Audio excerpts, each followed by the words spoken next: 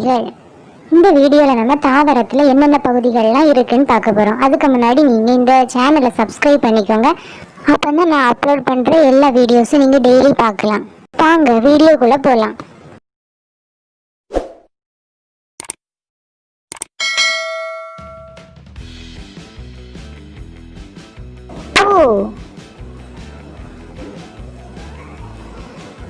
தண்டு, பழம், இலை, வேர். இதே போல நிறைய வீடியோஸ் பார்க்கணுமா? ஆர்ஒய் சேனலுக்கு சப்ஸ்கிரைப் பண்ணுங்க. மறக்காம பக்கத்தில் இருக்க பெல் பட்டனையும் கிளிக் பண்ணுங்க.